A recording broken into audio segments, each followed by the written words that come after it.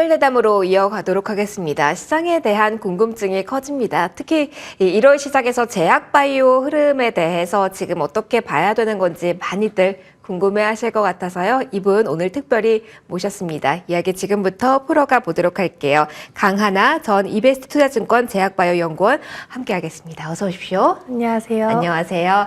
요즘 더 바쁘다고 들었는데 함께해 주셔서 감사합니다. 아유, 감사합니다. 저희 분위기 좀 잘 짚어주세요. 일단 첫 질문은 이렇게 가보도록 하겠습니다. 제약바이오에 대해서 12월 말에 기대한 바가 컸었는데 1월 지금 이렇게 흘러오고 있습니다. 전체 지금의 분위기는 어떻다라고 보시고 계실까요? 사실 저번 주부터 지금 제약바이오가 좀 부진한 모습인데요. 아무래도 역사적으로 1월은 제약바이오 지수가 안 좋았었던 그런 통계가 있기 때문에 이번에도 그런 게 아닐까라고 생각을 하고 있습니다.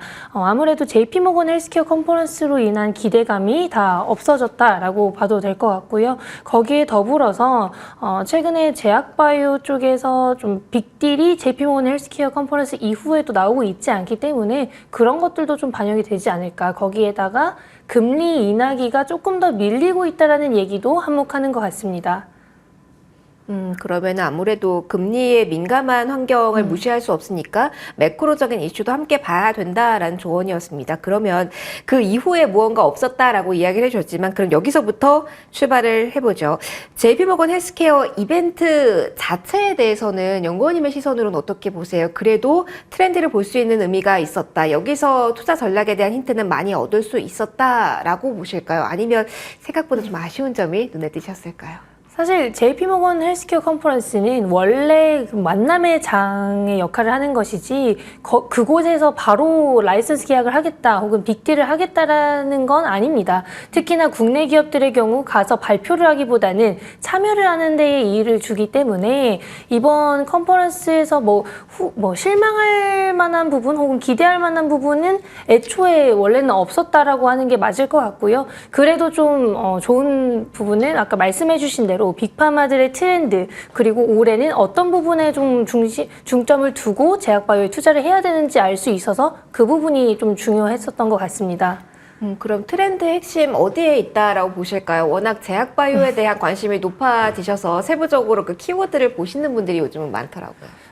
이번 JP모건 헬스케어 컨퍼런스에서 빅파마들이 대부분 나는 이제 얼리얼 스테이지, 얼리 디벨롭먼트 단계에 있는 물질을 살 의향이 있다라고 언급을 해 주었어요. 그만큼 이제는 상용화된 파이프라인이나 혹은 후기 단계, 임상 3상 이후에 있는 파이프라인보다는 초기 단계, 임상 1상이나 임상 2상에 있는 파이프라인을 선호한다라는 거예요. 그렇다라는 건 국내 기업들에게도 어느 정도 가능성이 높아진 것이 아닐까라는 기대감이 있을 수 있겠고요. 거기에 더불어서 작년 내내 박수갈채를 받았던 ADC 분야, 항체 약물 적화체, 항암제 플랫폼에 대한 인수나 라이선스 계약은 지속될 것이라는 걸 알 수 있었고 특히 이번에 좀 눈에 띄었던 부분은요. 엔비디아와 구글이 JP모건 헬스케어 컨퍼런스에 참여를 하면서 AI 신약 개발 플랫폼에 대한 언급 그리고 파트너십에 대한 얘기를 했다라는 점이 좀 고무적이었지 않나 싶습니다. 그래서 더블 A라고 하죠. ADC와 AI는 올해 내내 좀 관심을 많이 받을 수 있을 거라고 보고 있고 이제는 너무나 후기 단계에 있는 파이프라인보다는 얼리얼 스테이지 그리고 신규 모달리티라고 하면 상용화된 지 얼마 되지 않은 기술이나 타겟을 뜻합니다. 그 부분에 대한 선호도가 조금 더 높겠다라고 보시면 좋을 것 같습니다. 그럼 힌트를 얻을 수 있는 건 국내 기업의 경우에는 기술 이전 가능성이 있거나 M&A 관련해서 모멘텀 그 키워드를 안고 있는 종목으로 좀 압축해도 괜찮은 걸까요? 네, 맞습니다. 사실 국내 기업들의 경우 글로벌 트렌드에 부합하는 기술을 보유하고 있지 않는 한 계약을 하기가 쉽지 않죠. 특히나 바이오는 자금이 좀 많이 중요한 분야인데 글로벌 기업들과의 파트너십을 통해서 비용도 어느 정도 줄일 수 있고 거기에 더불어서 글로벌 임상에 대한 그런 이해도를 좀 높일 수 있는 기간이 필요합니다. 당연히 자체 파이프라인도 보유하면 좋겠지만 초반에는 글로벌 기업들과의 파트너십이 조금 더 유리하기 때문에 이렇게 좀 JP모건 헬스케어 컨퍼런스에서 초기 단계에 대한 선호도가 나온 지금 글로벌 기업들이 원하는 기술 보유하는 기업들 위주로 좀 보면 좋겠다라고 말씀을 드리고 싶습니다. 그러면 앞서 엔비디아에 대한 이야기도 해주셔서 여기에 대해 투자 아이디어를 확대해보는 건 어떨까 궁금합니다. 이전에도 영상이나 그런 걸 제가 많이 봤더니 엔비디아랑 구글이 이쪽에 진심이다라는 데 굉장히 많이 강조를 해주시더라고요. 그러면은 국내 투자자분들 입장에서는 어떻게 봐야 되는 걸까요? 돈이 많이 들어온다. 여기 이것만으로는 조금 아이디어를 잡기가 어려워서요. 조금 더 좁혀주신다면요. 일단 AI를 활용해서 바이오의 산업 자체가 확장이 되는 거라고 저는 생각을 하고 있고, 엔비디아나 구글이 빅파마들과만 계약을 하는 것이 아니라 작은 바이오텍들, 글로벌 스타트업 바이오텍들에게도 투자를 하고 있어요. 그만큼 이제 우리나라 기업들이 글로벌에서 밀리지 않는 상황이라고 한다면 파트너십을 하기에는 무리가 없는 시기가 왔다라고 보고 있고, 원래 빅테크들이 글로벌 바이오 산업에 관심이 많았었는데 작년부터 제대로 투자를 하기 시작했고, 올해는 직접 언급을 할 만큼 좀 투자가 진전이 많이 되고 있는 상황입니다. 그래서 이런 AI 신약 개발 플랫폼을 보유하고 있는 기업들은 조금 더 관심을 많이 받거나 투자를 받을 수 있는 그런 시기가 온 것이 아닐까라고 생각을 하고 있습니다. 그러면은 이런 전략도 고민을 해보실 것 같아요. AI 쪽에 대해서 관심을 동시에 가지다 보니까 엔비디아나 구글이 말씀해 주셨듯이 사이즈가 큰 기업뿐만 아니라 작은 기업들, 그러다 보니까 비상장 쪽에서도 투자를 많이 하잖아요. 국내 기업과 유사한 구조를 가졌다면 메리트가 있는 걸까요? 아니면 상대적으로 좀 떨어지는 걸까요? 사실 그런 걸 확인하기엔 지금 AI 바이오 시장 자체가 너무 초기 단계에 있어요. 그래서 시장의 성장의 초입부에 있는 상황이기 때문에 오히려 국내 기업들이나 해외 기업들이나 기술력이나 현재 현황의 차이가 크지 않습니다. 그렇기 때문에 우리나라 기업들에게도 기회가 올 수 있는 것이고, 저는 개인적으로 글로벌 기업들과 국내 기업들의 큰 차이 없는 기술들을 보유한 기업들을 보라고 말씀을 드리거든요. 그래서 뭐 AI 신약 개발 플랫폼이라고 하면 뭐 신테카 바이오나 파로사이 바이오도 여전히 좀 가능성이 있는 상황이지 않을까 그렇게 기대를 하고 있습니다. 알겠습니다.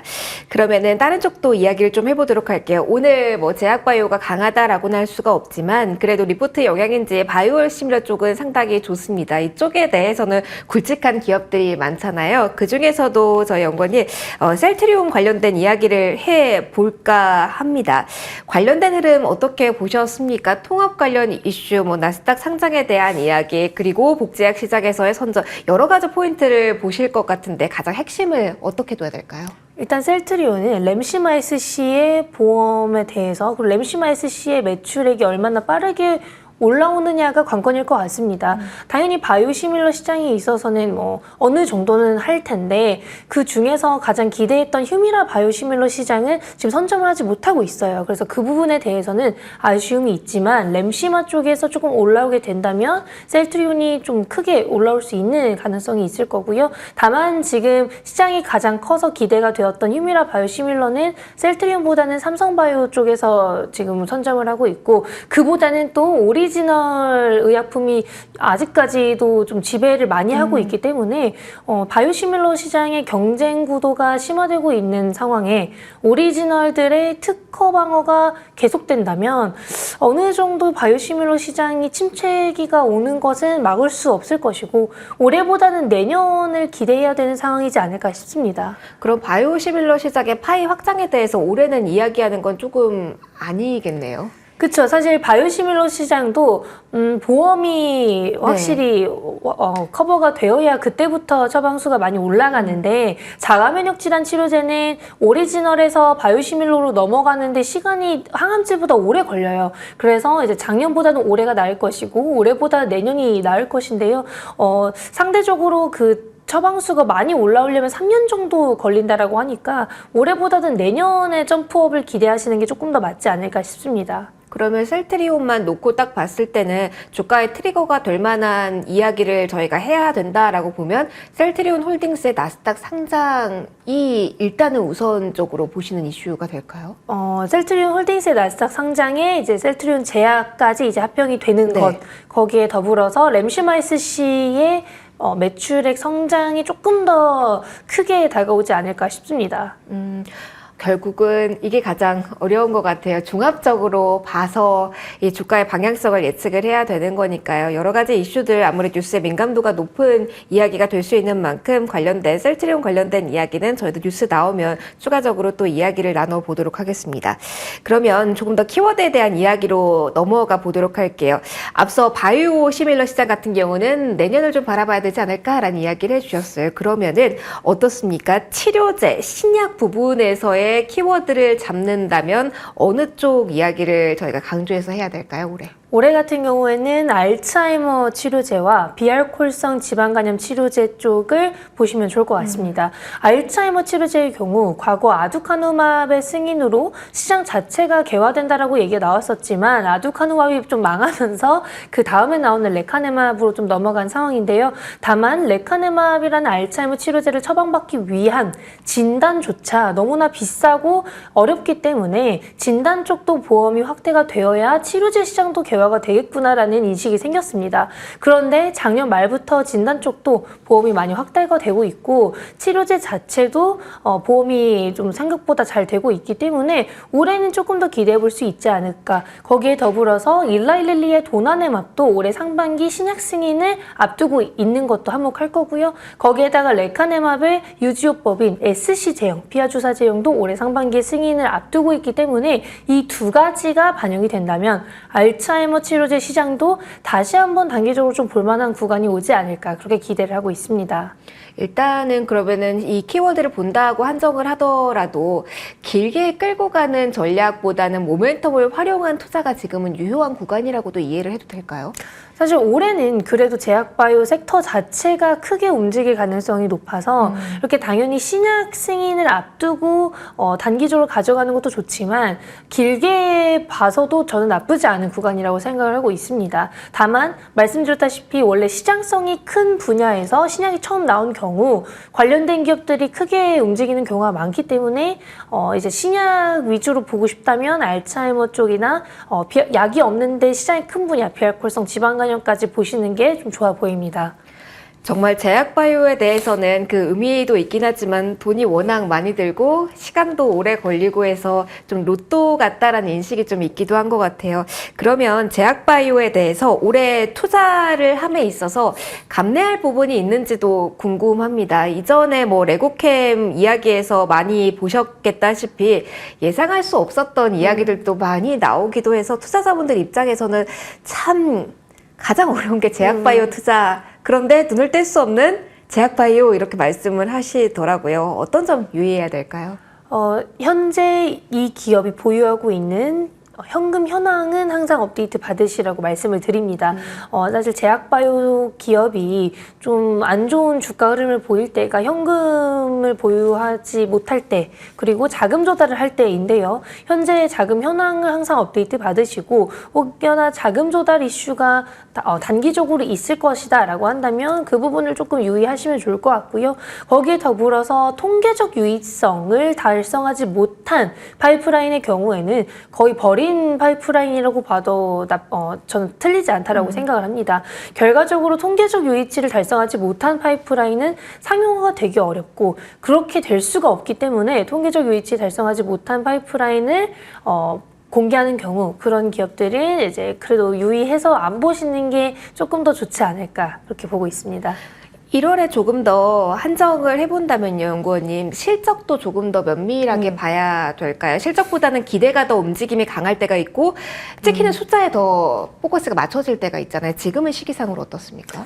지금은 어찌됐든 JP모건 헬스케어 컨퍼런스가 끝나고 큰 모멘텀이 끝났기 때문에 실적 시즌이 돌아온 지금 실적 관련된 기업들을 보는 게 좋지 않을까 싶습니다. 거기에 더불어서 매 4분기가 사실은 제약주와 미용기 기업들의 사실은 성수기예요. 네. 그렇기 때문에 이 두 분야에서는 어느 정도 좋은 실적이 발표될 기업들이 있을 테니 1월과 2월에는 실적주 위주로 보시는 것도 나쁘지 않을 거라고 생각을 하고 있습니다. 하나 궁금한 게 인모드가 가이던스를 하향 조정했더라고요. 사실 이 섹터 가운데 실적하면은 의료기기 이쪽을 많이 생각을 하셨을 것 같은데 그 파장은 크진 않을까요? 인모드의 가이던스가 떨어진 것과 국내 기업들은 사실 관련이 크게 없습니다. 왜냐하면 국내 기업들은 실적이 계속해서 올라가고 있고 성장세가 오히려 더 가팔라지고 있어요. 그러니까 저는 되려 인모드가 실적을 하향하는 만큼 국내 기업들이 그 파일을 가져갈 수 있게 되는 모습인 것이 아닐까 그렇게 보고 있고요. 실제로 인모드의 경우 장비 가격이 국내 기업들 대비 거의 2배 가격이기 때문에 고금리 시대에 대출이 뭐 나오지 않고 기업들이 조금 부담스러워했을 수 있습니다. 다만 국내 기업들의 장비는 좋은 효과에 낮은 가격으로 좀 가성비가 가장 좋은 장비들로 꼽히고 있고 특히나 중남미나 뭐 중국 이런 경우에는 더 선호를 할 수밖에 없는 것이죠. 그렇기 때문에 미용기기 업종은 오히려 저는 이번 4분기나 올해 좀 좋을 수 있는 가능성이 높다라고 보고 있습니다. 그러면은 이것도 궁금해요. 사실 돌다리를 여러 번 두들겨가게 되는 제약바이오 섹터라서 첫 IPO 대여라고 이야기가 됐던 APR 같은 경우가 상장 좀 돌연 연기를 했거든요. 이 점은 어떻게 우리가 해석을 하고 봐야 될까요? 사실 APR 같은 경우에는 완전한 뭐 미용 장비 기업이라기보다는 화장품과 이제 홈 디바이스를 취급하는 기업이고 이제 널디라는 패션 브랜드까지 취급을 하기 때문에 조금 구조 자체가 다르네요. 다르긴 합니다. 다만 그래도 뷰티 디바이스로 최근에 좀 관심을 많이 받고 있고 메디큐브의 홈 장비가 잘 팔리고 있는 건 맞거든요. 그런데 APR의 실적도 나쁘지 않고 뭐 상장하는 데는 문제가 없을 거기 때문에 이렇게 한 번씩 지연되는 것은 뭐 내부적인 문제나 그냥 검토하는 과정에서 조금 밀리는 정도지 전혀 문제가 없다라고 생각을 하고 있습니다. 너무 과하게 반응하지도 않아도 된다라는 조언이었습니다. 저 벌써 마지막 질문 연구원님 저희 들어야 될 것 같습니다. 제약바이오 그리고 저희가 의료기기에 대해서 전반적인 분위기를 쭉 훑어봤습니다. 가장 탑픽이라고 유망하시게 보시는 쪽 투자 전략에 대한 아이디어도 제시해 주신다면요. 저는 올해는 그래도 비올을 보시면 좋을 비올? 거라고 말씀을 드리고 있는데 그 이유는 비올이 마이크로니들 RF의 특허를 보유하고 있는 유일한 기업이기 때문입니다. 그래서 최근 뭐 루트로닉이나 다른 마이크로니들 RF 장비의 특허 합의를 지속적으로 하고 있고 그에 따라서 올해 말부터는 로열티를 어느 정도 받을 수 있을 거라고 기대를 하고 있기 때문인데요. 거기에 더불어서 올해 성장세도 작년만큼 올라온다면 지금 오히려 빠지는 게 기회가 될 수 있지 않을까 그렇게 기대를 하고 있습니다. 오히려 가격적인 메리트가 생기는 구간에서 실적 키워드를 보자라는 이야기였습니다. 오늘 말씀은 여기까지 들어보도록 할게요. 지금까지 강하나 전 이베스트투자증권 제약바이오 연구원과 함께 했습니다. 저희 시장 마무리 잠깐 하고 같이 연구원님과 인사드리도록 할게요. 일단 양대지수 오늘장에서 하락으로 마무리가 됐습니다. 2460선이었고요. 코스피는 코스닥은 0.35% 빠졌습니다. 막판의 변동사항으로 본다면 유가증권 시장에서 기관이 매도로 전환되면서 마무리가 됐다는 점 특징입니다. 금융투자 쪽에서의 매도, 보험 쪽도 매도하는 모습이었고요. 그리고 코스닥도 막판 변동이 좀 있었던 모양입니다. 기관 쪽에서 막판에 많이 사는 모습이 되려 확인이 되면서 금융투자 중심의 1,000억 원 가량의 매수 우위 나왔다는 점 특징으로 잡아드리도록 하겠습니다. 전반적으로 반도체 AI가 강했고요. 2차 전지가 약한 오늘 하루였습니다. 내일은 또 다른 이야기를 하게 되겠죠. 양대지수 기운 차리는 모습 좀 빨리 보고 싶습니다. 마지막 코너 함께해 주신 강하나 연구원과 같이 인사드리도록 하겠습니다. 시청해 주신 모든 분들 고맙습니다.